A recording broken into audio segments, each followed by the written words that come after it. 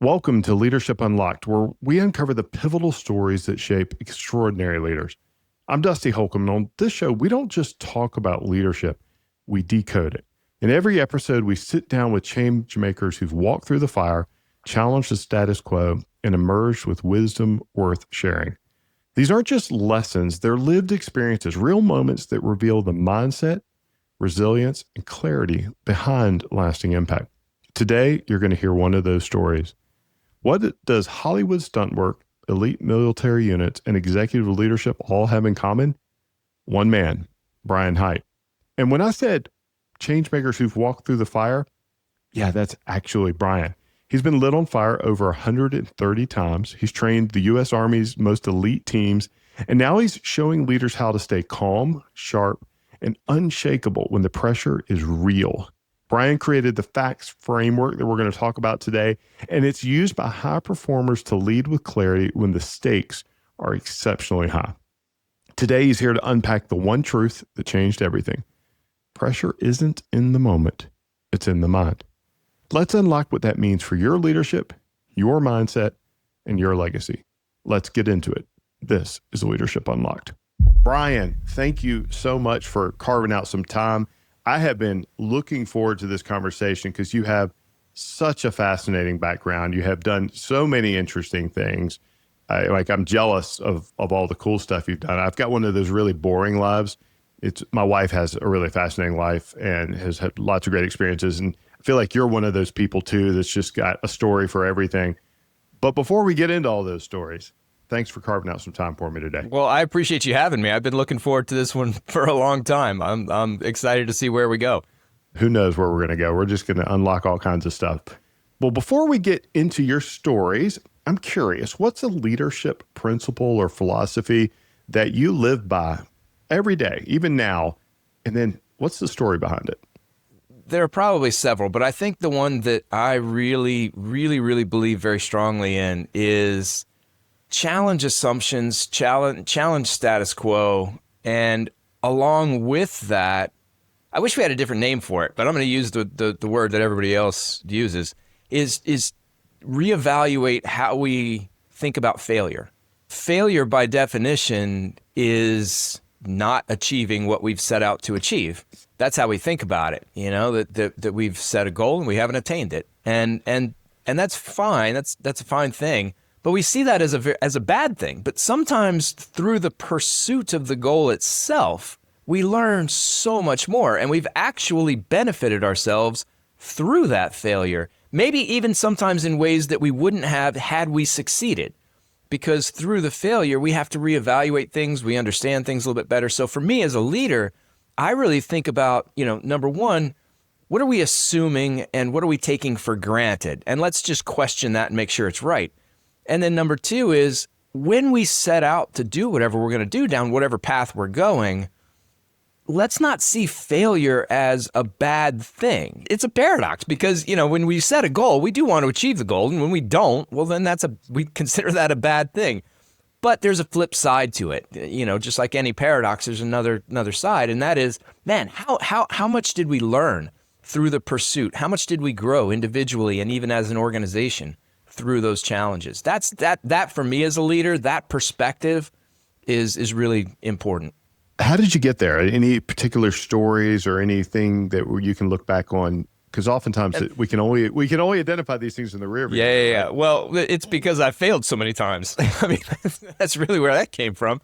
Is I've set so many goals, and then I'm like, I'm not going to work. That's not going to go that way, or it doesn't go that way at that particular time in my life. Uh-huh. That's the other thing. There's a keynote that I give called "Always on the Path," and it stems from the myriad times that I've heard a lot of high school kids, because I've worked a lot with high school kids over the years, saying, I'm not on the path, or I've gotten off the path, or I can't get back on the path, or, well, what is this path of which you speak? I don't even know what that is. I mean, if we look behind us, there is a path and it's very clear. We can see where we've been, but moving forward into the future, there is no path.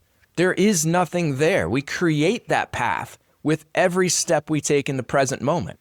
So for me, the various failures that I've had and the extremely circuitous route that I've taken to get to where I am right now, that's really the basis for that philosophy I just described earlier.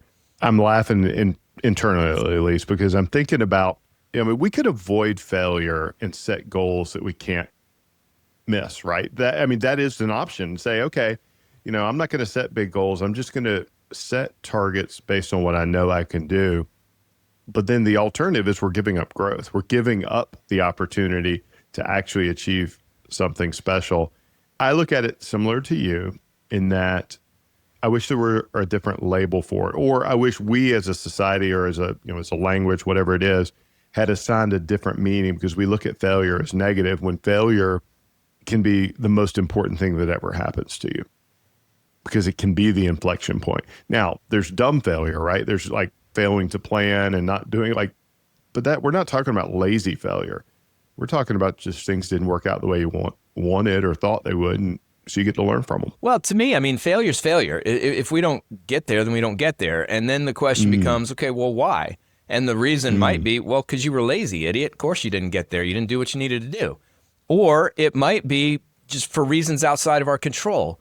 Or it could be because, I don't know, we just didn't have the information that we needed, or analyze it correctly, or have the support behind us that maybe would have been helpful. Any number of reasons. But at the end of the day, failure is what it is.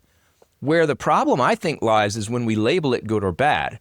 If we can get away from that labeling, maybe look at it as productive or counterproductive. Was this failure that I just engaged in counterproductive or productive? I can maybe justify that. Was it counterproductive failure? Maybe the lazy failure that you're talking about was counterproductive. It was a complete waste of time, and that was not helpful in any way. But even that, I now know that I was lazy. I know what those situations were. I know what I need to change. That's valuable information. So I don't even know if productive or counterproductive fits in that situation. I think we just need to get away from labeling good, bad, productive, any of that, and just note, okay, yes, in this situation, the fact is I did not get where I wanted to go. Got it. Now, what do I take away from that? And how do I grow, and how do I move in a different direction, or continue in the same direction, just differently than I did before? Well, before we get into more of your story and start unpacking some other things, let me ask you this. What is your failure, with whatever weight that label carries? What is the failure that you are the most grateful for? It's so funny because, all right, so here's the first one. My dissertation, the first time that I went through, I was in my doctoral program, I'd finished all the coursework, and I started my dissertation. And I didn't finish it. I quit. I dropped out of college. Just, I don't know, life was doing what it was doing. I don't even remember all the specific circumstances, but I quit. And this is top of mind because I just got your newsletter the other day, and you had the happiness book in there, Sean Akers' book. And that book turned me around when I saw some talk that he gave or something, and then I read that book, and I went back to school, and I re-engaged, and I got back into the dissertation, and I finally finished it that time around. It was still a long process, but that first one was a failure. I started the dissertation, and then I didn't finish it. But then I went back. So that's why I say, is it a failure or is it not a failure? The goal was to finish the doctoral degree. And I did, but not the way I thought I was going to, or certainly on the timeline that I thought I was going to. It was very different. So that's one failure that was incredibly helpful. I failed, and that put me into a position to be open to other things. And when that happiness, again, I can't remember the name of the book, but when Sean Akers' work came to my attention, I was open to it. And I was in this place where it allowed me to move into that dissertation thing differently. The other example of failure is I've been married twice, been divorced twice, about to get married again. So the two divorces that I had the first time around, failures. I said I was going to stay married forever, and I didn't. I failed. Did not achieve what I set out to achieve. But through the learning that came from those failures, I mean, my life took a whole different direction. My approach to relationships changed. And now the relationship that I have is stronger than I ever thought that I would be in at any point in any context. So I'm incredibly grateful for those divorces, for those failures, because it has allowed me to engage in a way that that really, truly, I believe, has created a strong, lasting relationship that will stick. Well, what strikes me from both of those things is the forward-looking mindset. The ability to look backwards and learn, but then channel that into a forward view of what you're going to do differently, act differently, be in the right place at the right time. I love that. I had no idea that was a book that was unlocked for you, and then happens to be in the newsletter. It's just I love how those little things happen in the universe, and those things just dots connect. You're kind of a badass. You're kind of like done some really cool things. Tell us what you do for a living, or have done for a living, and then I want to know how the heck you got there. People ask that question. I don't really know how to answer it, because I kind of do a lot of different things. It's a weird question. I know it's, culturally, that's just what we say to each other, but I have a lot of different things going on, and I like it that way. I work as a sport performance psychology consultant, and the populations I work with are corporate, first responders, educators, athletics, and performing artists. And those 5 populations were chosen because each operates in high stakes environments. So that's the umbrella that really brings all of that together. If people are operating in high stakes environments, I help them eliminate stress and pressure, maximize motivation, and increase well-being, not just on the day-to-day one-off performances, but over the course of their careers. So that's what it is that I do. Now, I also write books. I'm an author. I co-host a podcast. I'm about to start another podcast. And I'm a stuntman. I've been doing that for 30 years. I've worked in a lot of different film and TV shows. I've had the privilege of working alongside some incredibly talented people doing some really fun stuff in some fun places. So that's another thing that I do. And again, I'm lucky enough to be able to still do that. I don't know how many more years I've got in me of doing the various things, but I've got some more. I'm not done yet. So you're the fall guy, but you're also the guy that's helping people navigate high stakes. And I do want to spend some time on the high stakes because I'm fascinated by it. And I'm going to ask you a question now. One of the things that you just said triggered a thought for me, which is people who are navigating high stakes environments, like that's who you help. And I'm sitting here thinking, to myself, well, life is a high stakes environment. We all have a high stakes environment if we're thinking about it. I mean, we only have one life. We only have one precious time. I can't think of anything that's more high stakes than that. But I know me, and I can't speak for anyone else other than myself, but so often we mail that in, or we don't think about our own life decisions and the things that we get to choose to do with our time as a high stakes environment. Now, obviously, there's even higher stakes. There's higher risks. There's all the things that you help people with that are in their professional career. But man, it strikes me, for anyone listening to this, the mindset of life as a high stakes environment and what we're doing with our lives is pretty powerful. So I think everybody's going to be able to get something out of what you do, not just, those who are on the tip of a particular spear. Yeah, I'd love to. I appreciate you bringing that up, because we need to define what high stakes environments even means. To me, high stakes is just consequences that matter. If we're in a situation that's important, where the consequences really do matter to us, that's a high stakes environment. And like you said, though, it could be physical, it could be mental, it could be emotional, it could be social. Whatever the consequences are, they really, really do matter to us, and that creates the high stakes. So, for example, as a stuntman, I put myself in physically high stakes situations, situations where my physical safety is at risk. But I may have to have a challenging conversation with my spouse. That's also a high stakes situation. I might lose that relationship. For example, it's a social high stakes environment. Might lose the relationship, might damage the relationship, and that relationship is incredibly valuable to me. I don't want to do that. So high stakes situation. It could also be an emotional high stakes situation where going into the situation, I know I'm going to probably experience a lot of fear or a lot of anxiety or a lot of whatever. So there's a lot of emotional things at stake. That's another high stakes environment. So it isn't just about physical risk. And like you said, life is full of these. We care about stuff. And when we do, it does create these high stakes moments. When we do it right or we do it wrong, it matters. So that's what high stakes is to me. How did you get there? Like, how did this become a burning passion for you? And I realize with every superlative or every adjective I use that it might be too close to home because you've been set on fire how many times? That was only on one show that I did. It was three, 4 different burns on that one. It was a show called Drive Angry. That was kind of a cool show because I've been hit by cars and I've been lit on fire. But on that show, I got to do both at the same time. I got lit on fire while being hit by a car. So it was interesting experience. Yeah, we're going to go back. I'm not going to talk about like intelligent decisions. That's not the purpose of like, that's just, anyhow.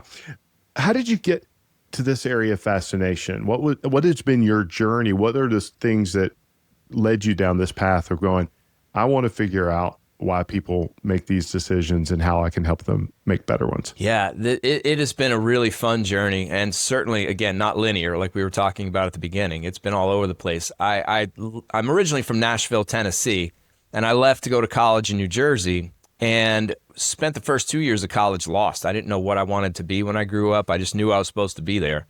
And then I ended up seeing the stunt show, Batman stunt show at Six Flags, and was immediately hooked, mesmerized by what was going on. And from the very beginning, this big explosion went off and motorcycles came jumping out of this huge cake that they had on the stage. And that was it. I was captivated for the next 20 minutes. I didn't look away. That was my entire world. And I was able to go backstage and talk to the performers after and ask them how you get the job. And they told me, and I went to the audition, got the job, did that job the next summer. And it was the best summer of my life. I was learning new skills. I was meeting new people. I was making more money than I'd ever made in my life. But more importantly, I felt like I finally found where I belonged, what I was supposed to be doing. I'd just been out there flapping before, and it was incredibly anxiety provoking. But now I knew the direction I wanted to go. And that was really helpful until my senior year started, and then I had to go to school. But I hated school. I always hated school. And now that I'd found what I wanted to do and it had nothing to do with school, I paid no attention. I didn't go to classes. I was failing everything. Ended up dropping out of college with 1 semester to go. Did the show one more summer in New Jersey, moved to LA to do stunts out there.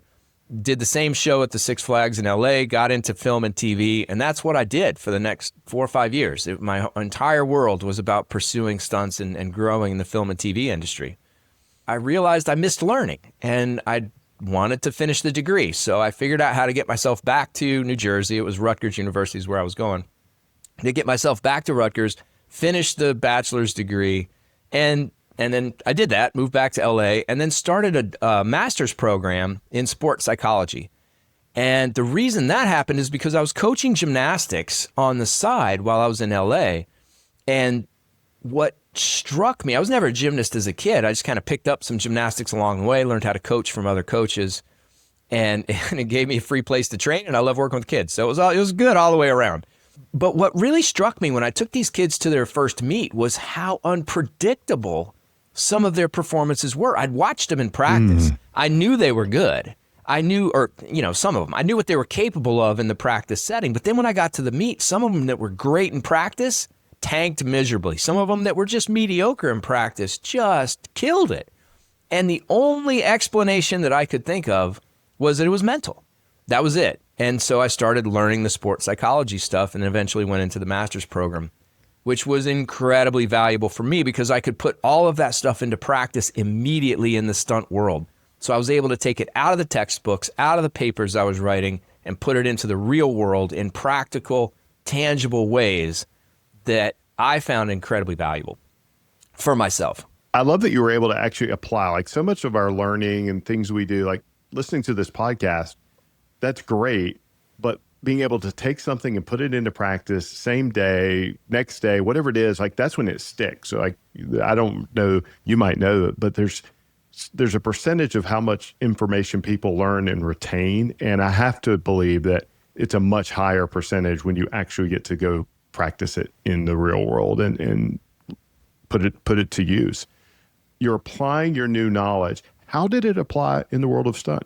In any number of ways. I mean, again, on a individual performance basis, a huge part of that is just making sure that your mind is where and how it needs to be in order to create conditions for success. And what I mean by the where is where's our attention? Where's our focus? And the how is about what types of thoughts are we allowing in? How are we regulating the emotional states that are going on and managing the energy activation levels, et cetera? So there are a lot of different factors that go into how do I create conditions that allow me to be at my best in this moment? And the mental piece of that is huge. And the framework that I've come up with since then, I didn't break it down in this way while I was, going back. This is something that's fairly recent, is what I call the FACTs. FACT, focus, arousal, confidence, tenacity. And if we can keep those four things high, if we can continue to cultivate and develop them and apply strategies that allow us to use the facts in these performance moments, man, performance, not only do we get better faster, but we perform more consistently over time. Because that's another way that the sport psychology training helped me, is that it's not just about individual one-off performances. This is my career. Every day I was being a stuntman, but every day I wasn't on set. So how do I manage the times when I'm not working, when I don't know how I'm going to pay the bills, when what I'm doing is developing relationships or training or whatever the other things are? People think, oh yeah, you're a stuntman, so you get on set and you fall down all the time. Well, I do get on set, I do fall down, but that's a small percentage of the amount of time that I spend. Most of the time spent, there's a saying in stunts, the work is getting the work. Once you're on set, you're having a good time. But the work is actually getting to the place where people will trust you enough to hire you and to develop the skills and the mindset to be able to persevere through life's ups and downs. So, and the sport psychology training helped with both of those, the immediate performance settings as well as the consistency over time. The sports psychology training and what you just outlined with facts, and I'm going to have you go deeper on that in just a few minutes. That I think that applies for everyone listening. Like if you can apply these same frameworks to things that matter to you, which is what the definition that you outlined for a high stakes environment, it's really easy for me to connect the dots and go, yeah, you need to be here and you need to be focused on doing the right thing when you are physically, getting lit on fire or into doing a car or whatever that is. But if you're doing a difficult conversation with a team member or you are coaching someone, the same rules apply. If you want to be effective at what you do, you need to be there and you need to be focused on how you're doing it. Like I can see just a complete one-to-one translation. How have you seen the application of the sports psychology and your facts model apply within non-sports worlds? How has it actually shown up when you're working with leaders or you've done some amazing work with the U.S. Army. How has it shown up in those types of places? Yeah, the same thing. Like you said, it's all coming from the same place. If we want to be at our best, it doesn't matter what we want to be at our best at, that we need to be at our best as people, and people are complex. And I break that down into physical, mental, emotional, social, and spiritual. Spiritual meaning the sense that we're part of something larger than ourselves. It's not just our little thing that we're dealing with. We're part of something bigger. So physical, mental, emotional, social, spiritual, these are 5 components of human beings. So I approach performance and well-being overall from those 5 standpoints. What I mean by that is if it's a performance environment, no matter what we're doing, like you said, whether it's a stunt or if it's working, as a soldier, or if it's giving a presentation or having a conversation with a spouse or a team member, we want to be at our best. And the facts apply in each of those situations to help us physically, mentally, emotionally, socially, spiritually get into the place where we can be at our best. Now, the other piece of this is the high stakes environment part. What really drew me to that was just the 30 years of experience I had with stunts, the 10 years of experience you just mentioned working with the Army. There are environments where people really, and the consequences really do matter, that it is very important that we get it right the first time. And sometimes it's truly life and death. Most of the time it's not, but sometimes it is. Having a foundation, a strategy, a way of thinking about how we can help ensure, we can't guarantee, but we can help ensure that whatever situation we're going in, we can be at our best during and have the best outcomes. That's so important. But as I was thinking about it and starting to put it in those places, the things that really stuck out at me were threefold. One is stress, the other is pressure, and the other is burnout. Because in high stakes environments, it has been my experience personally and with the populations I've worked with that those three things tend to be very prevalent. So I've spent a lot of time thinking about and writing about and talking about what are stress, pressure, and burnout? How are they different? How do they show up? What are the conditions that need to be present in order for each to manifest?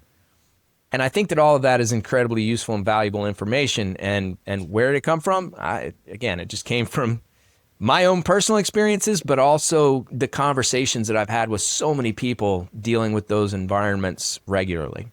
Well, I want to have you decode that a little bit. Like, give us some of the differences between stress, pressure, and burnout. The one thing that strikes me as you were talking about this is it's easy. Now, again, I'm a simple guy, but it's really easy for me to rationalize or think about, hey, you're a stuntman, or you're working with special forces, you're working with, very elite individuals in the military or in first responders, of the physical component. It's very easy for me to say, okay, you need to be in the gym, you need to be doing all these things. I'm sitting here thinking about, well, equally important is the mental aspect of this game, that, of a high stakes. Like, you cannot afford to fail. We need to invest all of our energy into ensuring the optimal likelihood of success. And it's not just physical, even though the manifestation of the activity may be a physical one. The mental part is so powerful. And I think I've known that, but not recognized how important it would be to be investing in it and working on it until you just said that. So you kind of unlocked something there for me. Well, and along those lines too, what I think is so important for people to understand is it's not just physical, mental, emotional, social, spiritual.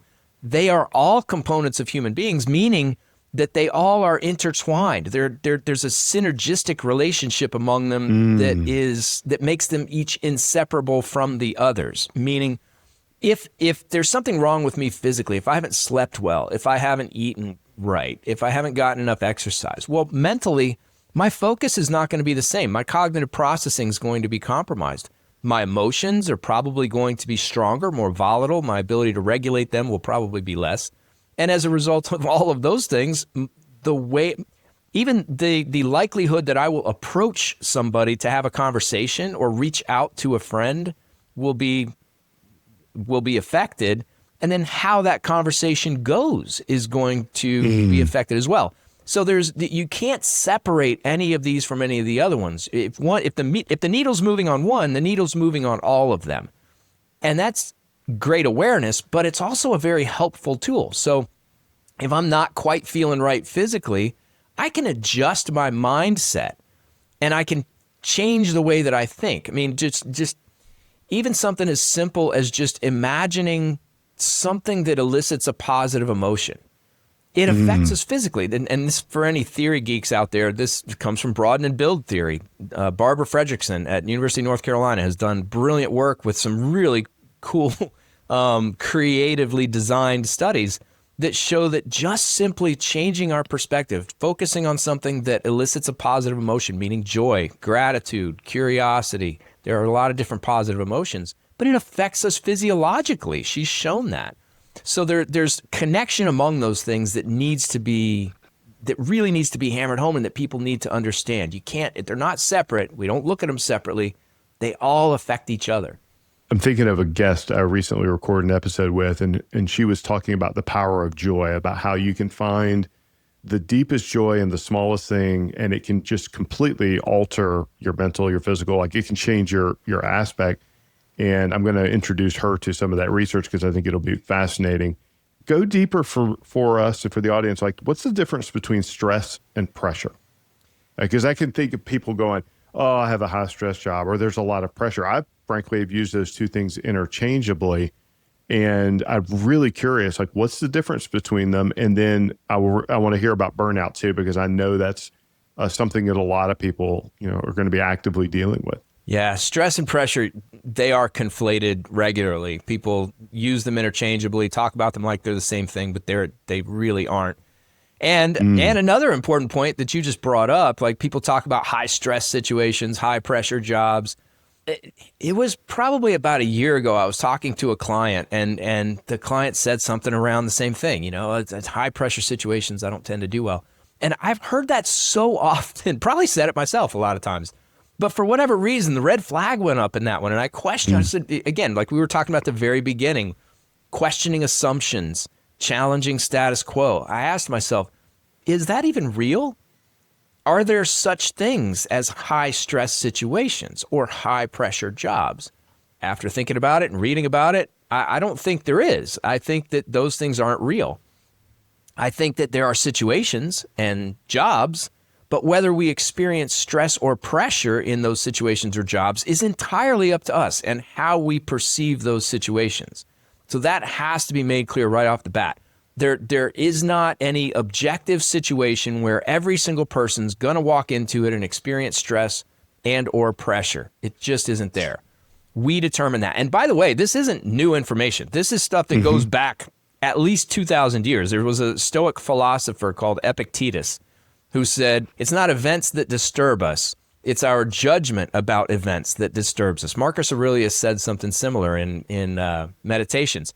So this is not a new concept at all. Shakespeare said essentially the same thing. There's nothing either good or bad, but thinking makes it so. So the things just are. If it's good or bad, it depends on how we think about it. So this idea that stress and pressure are inherent in certain jobs or situations is problematic, and I would say it's false.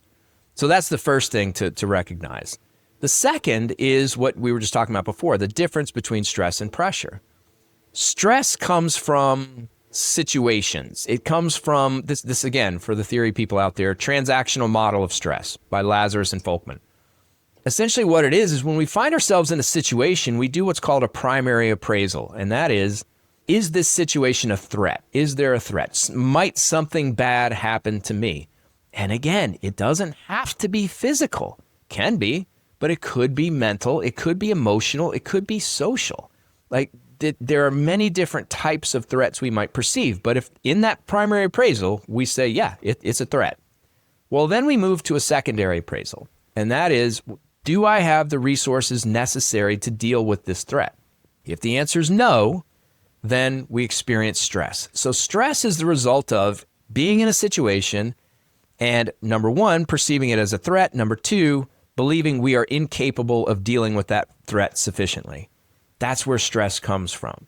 Pressure, on the other hand, has to do with the consequences. It's when our focus shifts to whatever follows this. If I screw up, then. Whatever comes after the then that's what creates pressure. If I fail, then. Pressure also comes from the sense of have to.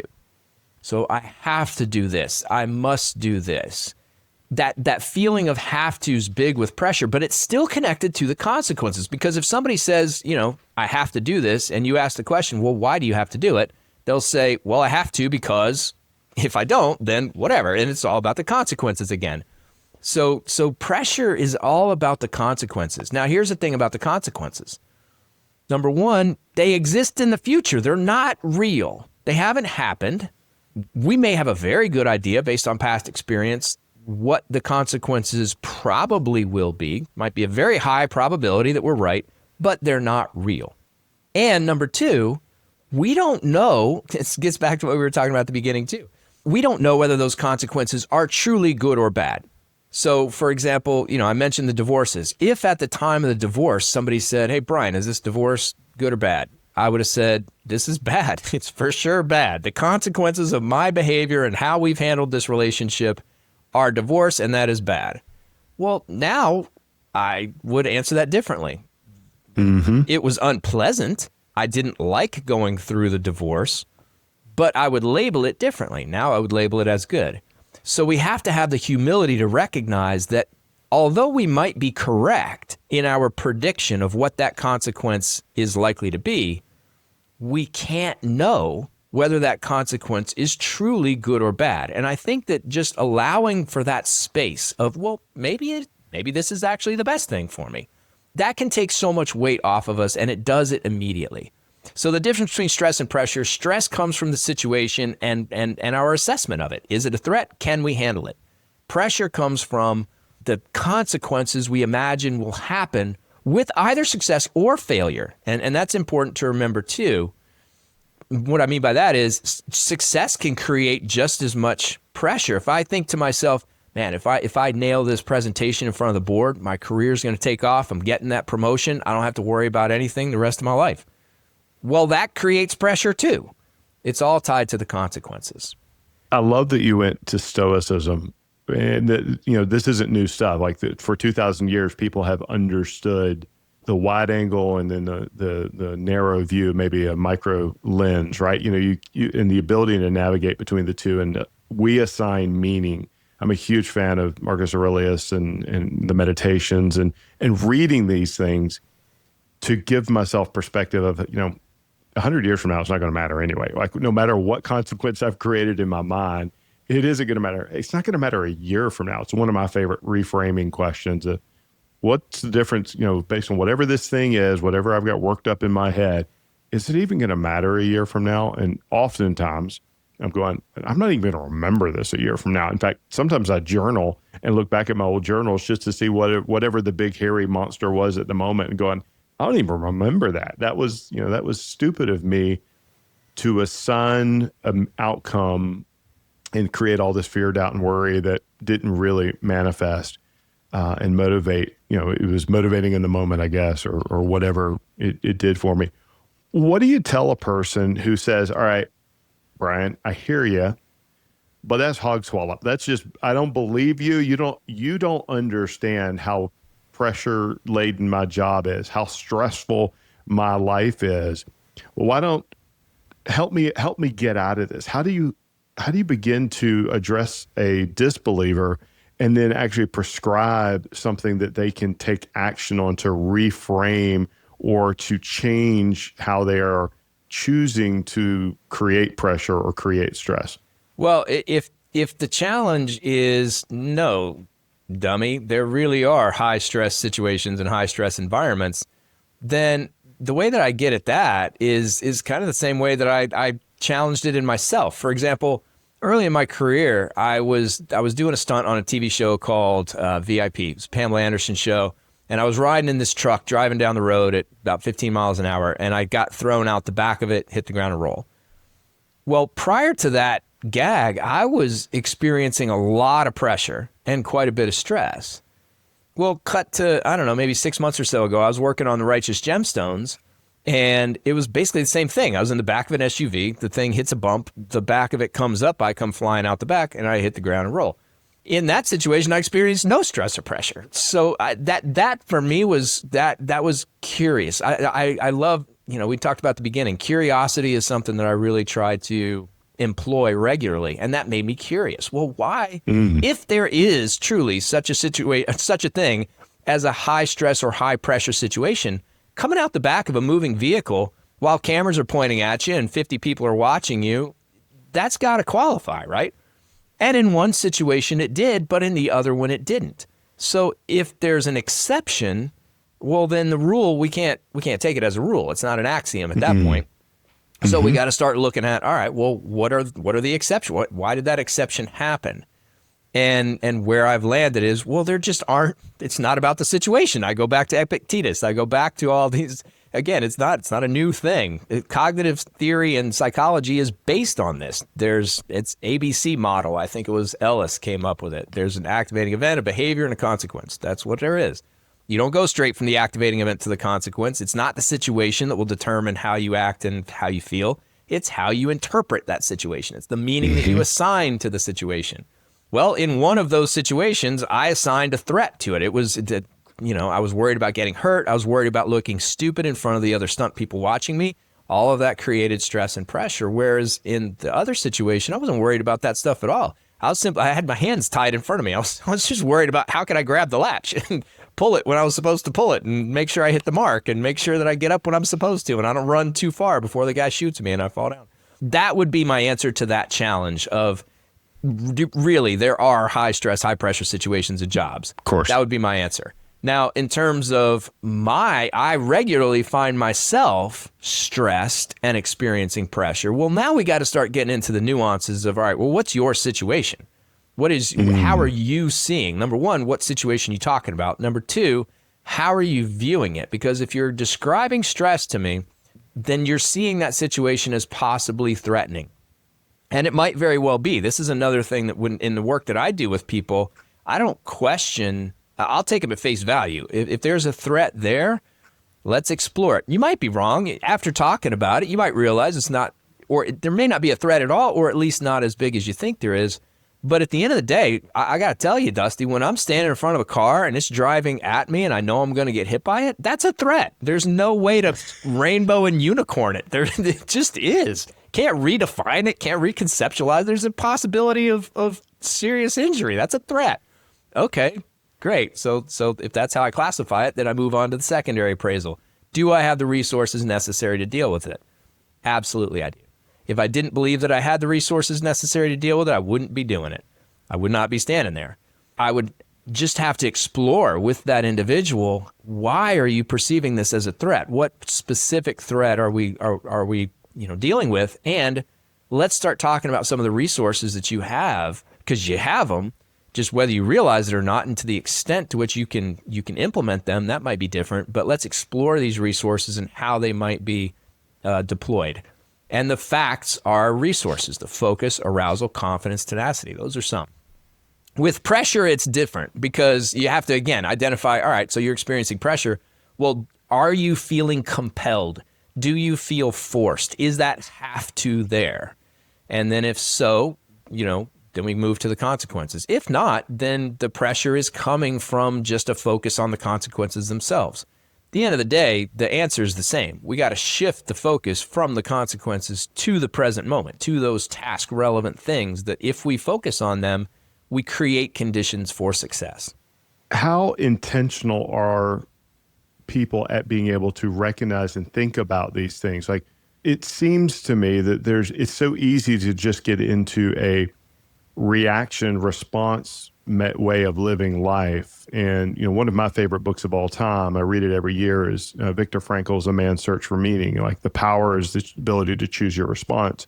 How do you see, or do you find that people are just going through motions? Like, how do you build in, and I'm probably not describing this the right way, so you can just throw all kinds of rocks at me, but like, how do you create the circuit breaker that allows you to reframe them mentally in the moment, in this high stakes, high pressure, whatever it is, high stakes environment, let's just call it that. How do you build the circuit breaker that allows you to get your mental game in a place so that you can choose the response appropriately? After a certain amount of time, certain thoughts or emotions or even physiological feelings become red flags. They become indicators. They turn our attention to things that need attention. It's just like if you're driving a car and all of a sudden the orange check engine light comes on. It's okay. I didn't know there was anything going on wrong with the car, but clearly it was. But now that this light came on, that's an indicator I need to pay attention to something happening. Well, when we experience these different physical, mental, emotional states, or even social, when we have certain interactions with people and it doesn't quite go the way that we expected it to or thought that it might, that can be an indicator that something's going on too. So we start to recognize what these indicators are. Easy example of this is with arousal. So arousal is just the level of energy activation that we have at any given moment, the level of pumped upness that we have. And for any given task, at any moment, there is a right amount of energy activation for us to be able to be at our best. So 3 things need to be known in order for that whole concept to be useful. Number 1 is, in this moment, right now, for this task, what is the ideal amount of energy activation that I need? Number 2 is, where is my energy activation level currently in relation to that right amount of energy activation? Is it too low? Is it too high? Or is it right where it needs to be? And number 3, we have to have some strategies. We have to develop the ability to shift that energy activation. If it's too low, get it to the right place, moving it up. Or if it's too high, get it to the right place by moving it down. Or if it's in the right place, just keep it there. How do we do that? So those are the 3 things. What is it? Where's my energy? What is the ideal energy activation level? Where is my energy activation level currently? And how do I get and keep my energy activation level where it needs to be? That's physiological. But the same thing applies mentally. If I'm experiencing pressure, if I'm experiencing this fixation on the consequences of what it is that's going on, potential consequences, imagined consequences of outcomes, I can start to recognize that. That can become an indicator that just like the check engine light, it makes me shift my attention. And that takes practice. It takes time. It takes just an intentional, deliberate effort to tune in to the emotional state, to those thoughts. And this is something that I was able to test out myself, because as I was thinking through these different things, I know that they're counterintuitive for a lot of people, and the language in our culture are all about high stress and high pressure. So I put this stuff into practice. On the last show that I was working on, it was called The Cleaning Lady, and it actually just aired not too long ago. I was up on this boat that was on land. It was on stilts or whatever people put boats on land. And I was standing on top of the boat, did a fight, got knocked off, bounced off this picnic table, went to the ground. It was about 10 feet up, down to the picnic table. So it was a pretty good fall, and there were no pads. So it was one of those situations where, again, if there's such a thing as a high stress, high pressure situation, doing that with Lou Diamond Phillips, who I respect greatly, directing the episode, staring at you while you're doing it, that's got to qualify. And I allowed it to qualify. I kind of played around with this stuff. I let my mind drift into those potential consequences of failure. I allowed myself to doubt my resources and what I was bringing to the table and the adequacy of those resources in that situation. And I paid attention to what that did to my body and what the emotional state was and what types of thoughts started to happen. Now, I don't recommend doing that for people who haven't really practiced a lot of this stuff, because you could get caught in the maelstrom pretty quick. But because I'd had the experience shifting out of that, I was able to do that. It was just something I wanted to play around with to see if what I'm saying right now actually made sense in a real live, no kidding situation that was high stakes. And it turns out it did. Everything that I'm saying, I put it all into practice, and it worked out well.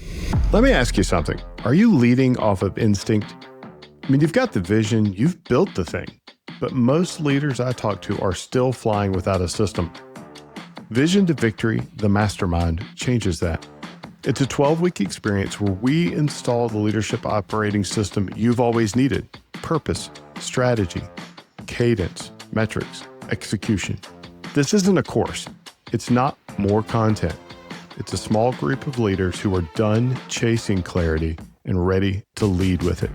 You'll walk out with a full leadership operating system, a trusted circle of peers, and a repeatable way to scale without losing yourself along the way.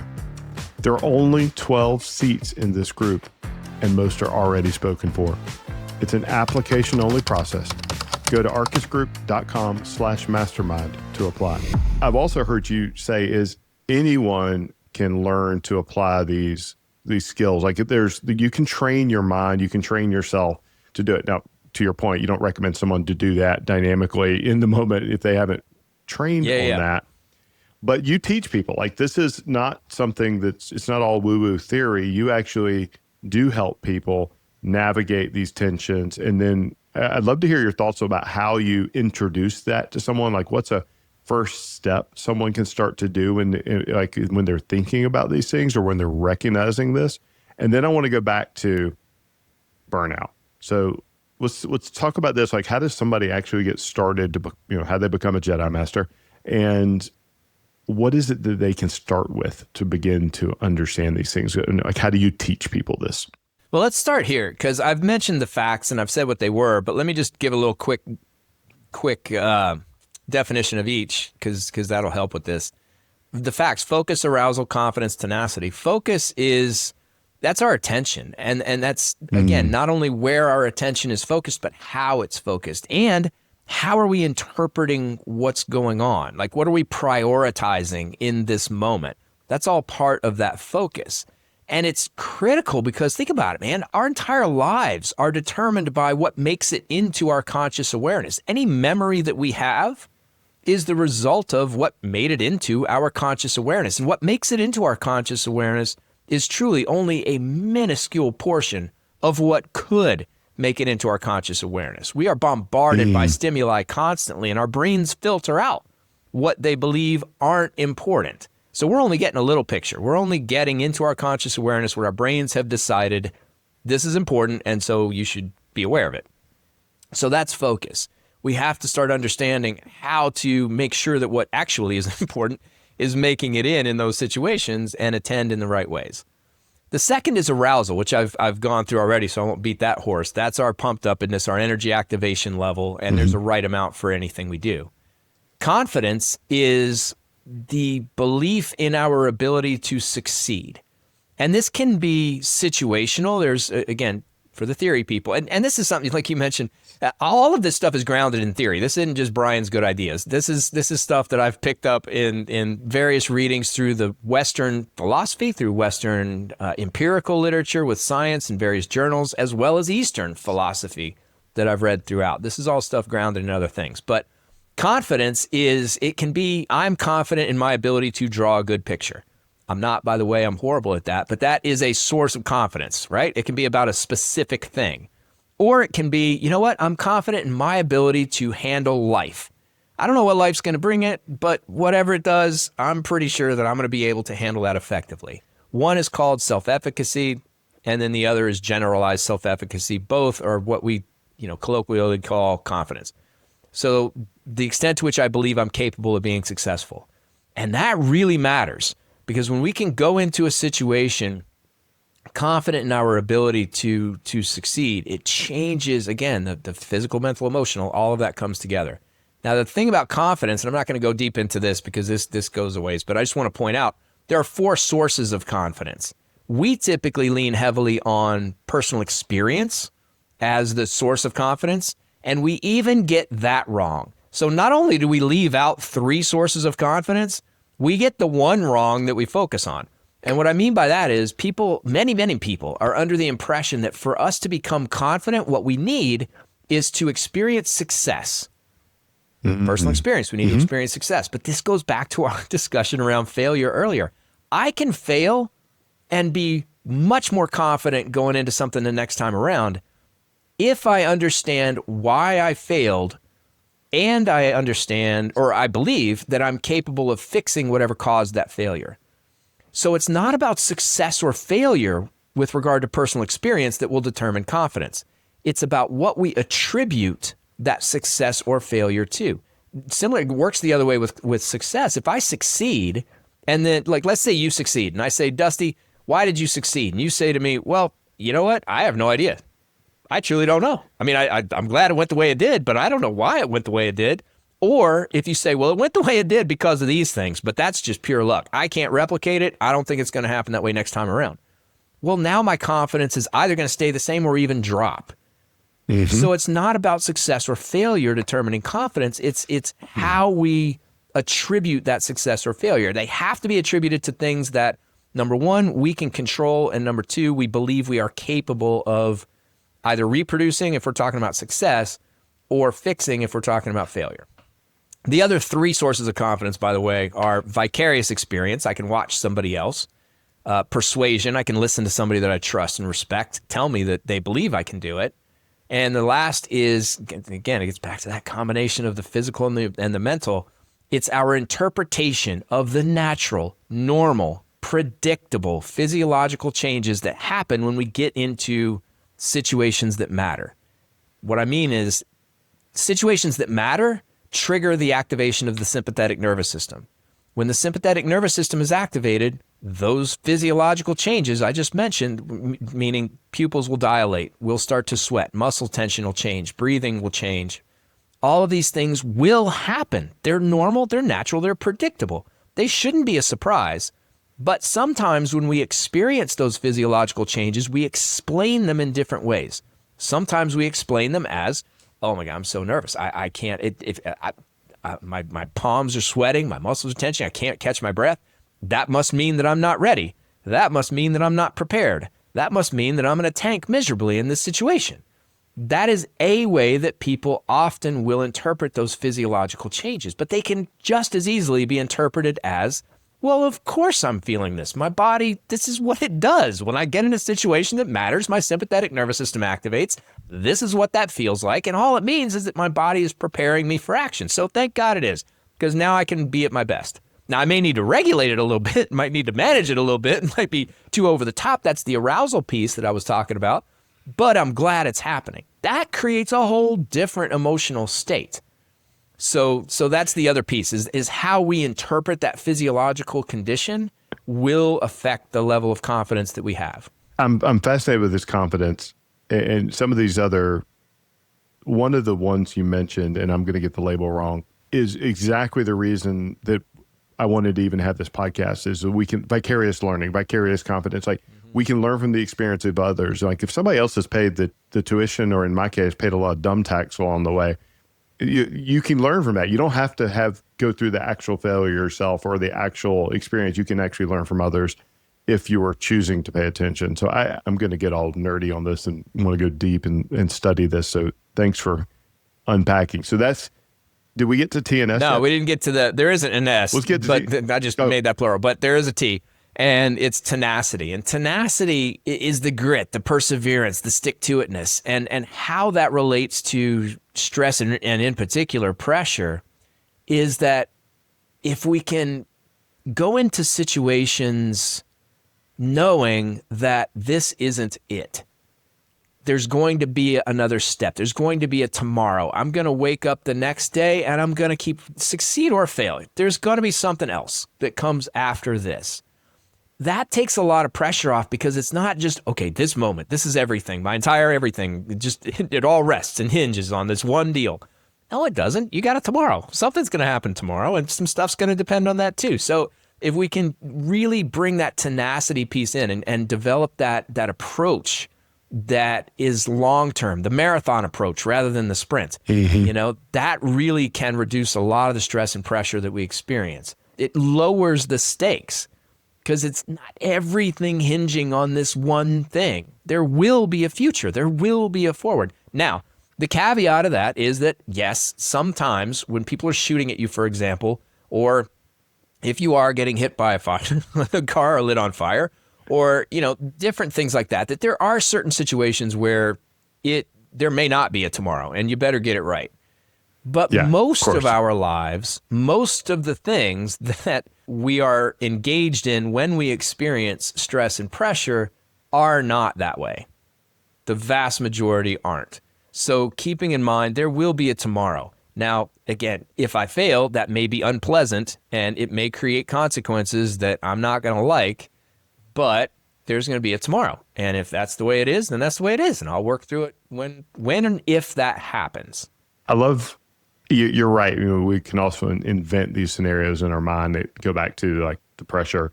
Like we've created these fictional outcomes that might happen and cause our stress, our reactions or anticipated reactions to go through the roof. I can think of times where I'm nervous, I'm excited, I'm worried, whatever it is, and my Garmin is beeping at me, going, "You have an elevated heart rate." And I'm going, "Oh wait, something's going on physically."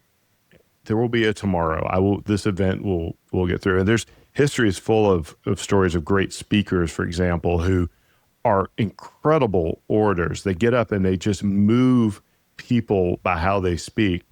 And then below the waist, they can't stop their knees knocking together because they're so nervous. But they've figured out how to channel that and reframe that nervous apprehension into something that actually moves and Dusty, that's people. critical because that's where I get pushback a lot of times. I will hear from people, I need high stress. I need high pressure. I do better in high pressure, high stress. That makes me better in those moments.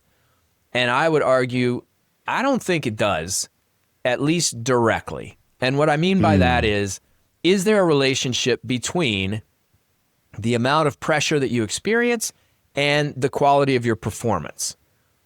I think that it's not a linear relationship. I think it's probably an inverted U, but let's talk about the part where as pressure rises, so does the quality of your performance. If that's what you believe, if that's your experience, not going to argue with it.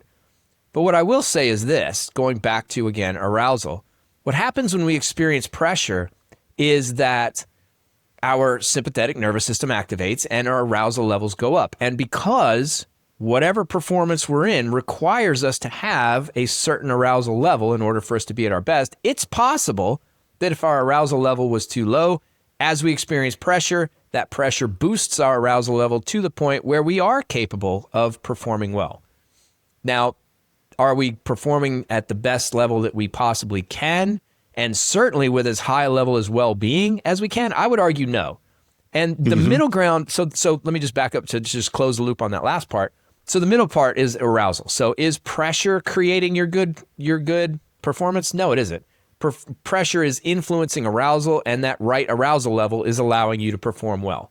So are there other ways to boost arousal, to get our arousal levels where they need to be? For sure there are, and there are ways that don't create that weight, that psychological state that is not comfortable and not pleasant in any kind of way.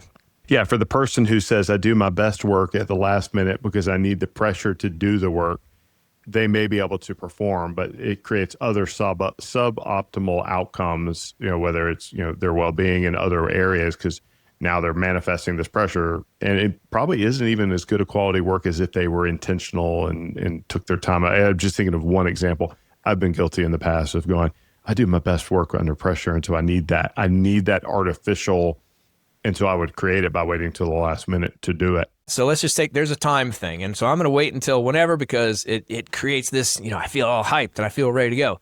Okay, well, why is that? What is that? Is that really pressure that you're experiencing? I would argue it's not. And I would argue that because what seems to be the case based on what I've read, and I haven't found a model that's like this. I'm actually putting together a theoretical paper right now that kind of puts these components together. But where excitement comes from, I believe, is where we perceive that threat that's there. There is something that is bad that could happen. Consequences are high, I think, is probably a better way of thinking about it. The stakes are high. There are, consequences that matter. Stakes matter. And we do believe that we have the resources necessary to deal with it. That's where excitement comes in. That's where we can lean in. That's where we look at things as challenges and as opportunities. You hear that all the time. Like, well, don't look at it as a threat. Look at it as a challenge. Well, it's not that easy. You can't just flip your, mindset. But if you do think about it in terms of, well, to what degree do I believe I'm capable of being successful? Well, now, depending on, the higher the stakes, if I believe, as the stakes rise, if I believe that I have the resources necessary to deal with it, so does my excitement level. My excitement level rises right along with it. My lean in to what's going on, the extent to which I'm looking forward to engaging with whatever this thing is, goes up too. It's an enjoyable moment. It's not enjoyable when we don't think we're capable of being successful when the threatening moment's there. But man, if we believe we have what it takes and those stakes are high, that is a fun place to be. I completely resonate with that. And because it's never, for me personally, I'm sitting there going, well, I know I can do it. It's never a question, never a doubt. I actually enjoy that creation of that thing because I have the assets at my capability. I like I feel the magic, the energy, the whatever that is. I'm not in a place of fear. I'm in a place of activation. But you've got me thinking about other ways to better and more effectively manage that. So I'm going to have to put some thought into that and probably have another conversation. Let's go back to burnout. Like, that's the thing. If you go to LinkedIn and you were to search burnout, oh my God, you're going to find it everywhere. And I hear it from clients I work with. I hear it from people. Like, the thing they want to solve is like, I'm burned out. And I've been guilty of saying that myself, and I've been guilty of doing it to myself, whatever label you want to, however you want to define burnout. What is burnout through the lens that you are working through, and which is going to be what it really is? And what is it that we're doing or could be doing to make it a less impactful on all the other areas or aspects of our life? The model that I use for burnout is Maslach's model, which is spelled Maslach. And it's been around for a while. That's really the industry standard, if you want to think about it that way. There are other conceptualizations of burnout, but this one is the one that's typically used most often. And there are three components to burnout that Maslach talks about. The first is, well, I'll just list them all three, and then I'll tell you a little bit about them. There's emotional exhaustion, cynicism, or depersonalization, sometimes it's called, And then the final one is personal accomplishment. So emotional exhaustion is when we feel like we've given everything we can give. There's no more of ourselves that we can put into this thing. It's just our gas tank is empty. It's all been put into whatever we're doing. That's emotional exhaustion. Cynicism or depersonalization is when we start to doubt the importance or value of what it is that we're doing. When we start thinking, this doesn't matter anyway. This isn't going to make any difference. It's not going to change anything. That's where that comes in. And then the final one, personal accomplishment, is about not feeling like we are growing, like we are developing. It's not about awards or getting recognition necessarily. It's really just about, do I feel like I'm contributing? Do I feel like I'm growing? Do I feel like I'm, I don't know, making some sort of meaningful contribution to whatever's going on? And when those three things, and it can be in any combination, of those, but those are the three components. Obviously, burnout is highest when we feel like we've put everything we've had into this thing that doesn't matter, and we haven't grown at all as a result of it. That's where burnout tends to be highest. So that's how you can conceptualize burnout. And I think that's important, because one question that I get a lot is, okay, so if people are burned out, what do they do? I don't know, because I don't know which of those three things, or how many of those three things, or to what degree those three things are affecting you. So we have to explore that. We have to talk about which of those things is probably where your burnout tends to be stemming from, and then we can start getting into what you can do about it. This is fascinating. And, I can sit there and think about, I've been at a point where I've given all I can give. And, I think may have created those environments for me to do that by not balancing or not creating the space to take care of myself in other areas. Because I'm thinking about what you were talking about earlier with it's not just doing the work, like it's the mental, social, spiritual, like there's other places I need to be refilling the cup. We spoke with retired Admiral Mike Lefevre a few weeks ago, and he's dealt with some of the highest stakes environments in the world during times of extreme tension and extreme geopolitical tension and unrest. And he made a point in our conversations like, hey, we're working 20-hour days here, but I needed to, I'm not going to skip the workout. I'm not going to, I have to step back and do my box breathing or whatever it was that allowed him to reset an aspect of his self to avoid the outcome of burnout or the outcome of a suboptimal performance in a high stake moment. You want to take the military, that's a great example that you can use, because they often work long hours. It depends on the situation. There are ups and downs just like any industry, but often work long hours, sometimes in high stakes situations. And when you talk about the emotional exhaustion, you have to have ways to disconnect from whatever it is. In other words, that whatever you're experiencing burnout in, if emotional exhaustion is the source of that burnout, probably you need to get a hobby. I mean, that's really what it comes down to, is because you got your whole self into this one thing, and we need to disengage. You got to have a way to just let go of that, leave it at the door, and go do something else. That can be just watching TV with a spouse. It can be, I love doing magic. I love doing close-up magic, primarily with cards. So I'll go learn a card trick, or I'll practice some kind of sleight or something. Whatever our hobby is, playing with kids, I'll get on a dirt bike. It doesn't matter what it is, but you can just disengage, and that allows you that time to recharge. If it's depersonalization or cynicism, you really have to explore, a great question to start with in that situation is, why did you start doing this in the first place? Why did you care about it enough to begin? And sometimes that's enough, but what it really comes down to is you got to figure out a reason to care. You have to find some value in what you're doing. And then the personal accomplishment part, sometimes that comes down to redefining what we mean by personal accomplishment. If it's growth through the ranks, meaning I haven't gotten a promotion in so long, I'm not growing in my job. Well, maybe you are. You're growing in your knowledge. You're growing in your relationships, your networking. There are a lot of other ways that we can look at personal accomplishment. Like, you came into the job and you've done no presentations at conferences. Now you've got 10.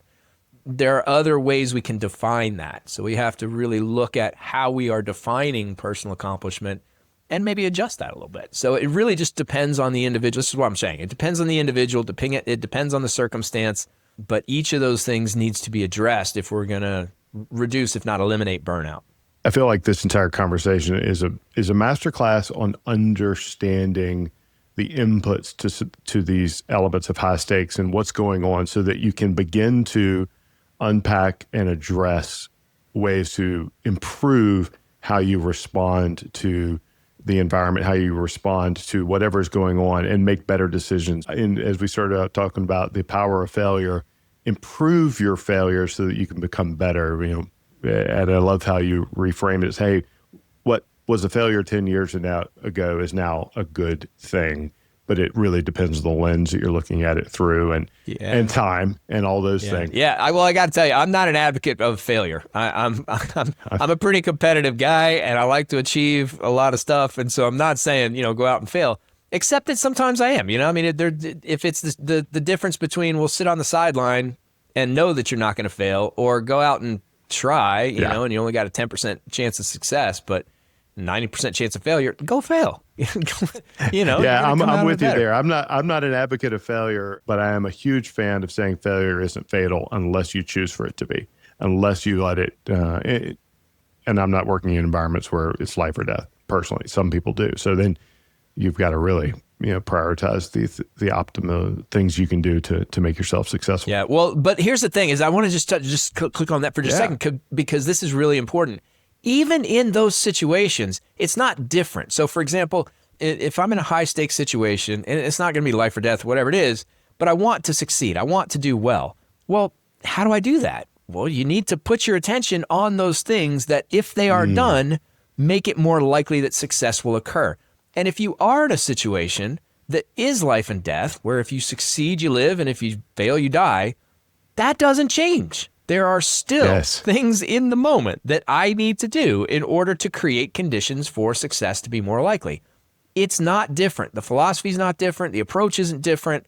The consequences clearly are different, but what we do to create conditions for success isn't. If you put a bow around everything, someone to learn from this entire conversation, it's that. And I love that you just put it that way. I'm going to pivot us to a couple of really quick short hit answers, because I'm fascinated to get a few of these. And then I want to talk about where people can learn more about you and your work and dig deeper.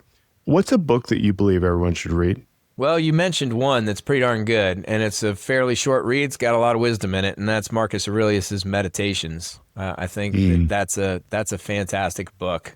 Adam Grant wrote a book called Think Again, or Thinking Again, or something like that. That was an excellent book as well, on again, challenging assumptions, just every now and then checking in on our beliefs, seeing, do we still believe them? And is there still evidence to support that belief? And might we be better off if we change that belief based on what we now know that we didn't know before when we created the belief? Excellent book. I have not read that. I've read some of his work, but I haven't read that. So I'm going to dig into that one. What is your leadership superpower? I've got a lot of leadership kryptonites. Let me think about what, Don't we all? What my leadership superpower is. I guess optimism and belief in other people. Now, just like any other superpower, there can be a shadow side to that. So, for example, I tend to err on the side of trusting other people. So trusting until proven untrustworthy. Whereas other people will not trust until trust is developed or proven. I go the other way. And I believe that is a superpower because it empowers the people around me and it helps facilitate rapport and relationships. It can also create a lot of failure and a lot of problems that need to get cleaned up. But like we talked about before, I'd rather deal with some of that stuff because I get new ideas from people. If I say, look, man, I trust you. You know what you're doing. I brought you in here for a reason. I just need you to do what you're good at. And I allow them that freedom to do that. They may screw it up. They may not get it right. And that's okay. We'll come back. We'll fix it.